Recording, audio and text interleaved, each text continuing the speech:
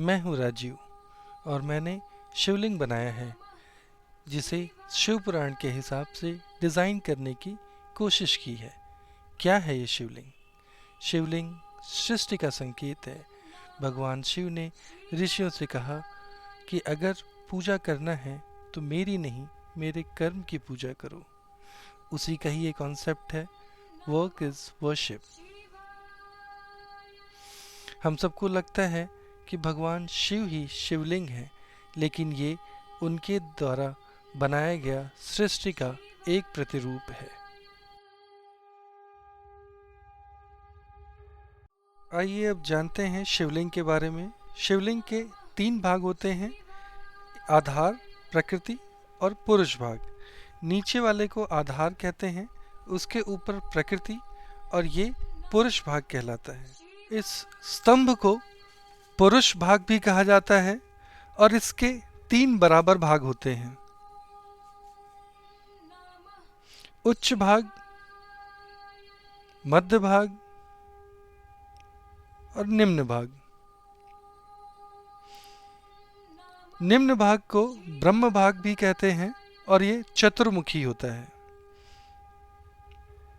मध्य भाग को विष्णु भाग कहते हैं और ये अष्टमुखी होता है और इसे अष्टाक्षरी भी कहा जाता है।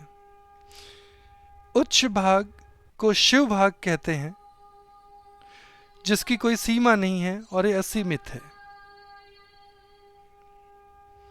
निम्न भाग पे 9 ग्रहों को स्थापित किया गया है और जो इनका ध्यान करता है वो सभी वेदों का ज्ञान प्राप्त करता है। अगर हम आधार भाग और प्रकृति भाग यानी पराशक्ति भाग को कुछ इस तरह जोड़ते हैं तो ये एक डमरू का आकार लेती है और ऐसा माना जाता है, जो एक ब्रह्मांड का भी स्वरूप है, जो ये दर्शाता है कि ब्रह्मांड की ऊर्जा के स्रोत का निर्माण और संचालन शिव और शक्ति से ही है। साथ ही पुरुष भाग यह भी दर्शाता है कि प्रत्येक जीव निर्माण से शिवत्व तक की यात्रा अपनी ऊर्जा को ऊर्ध्वगामी करके प्राप्त कर सकता है।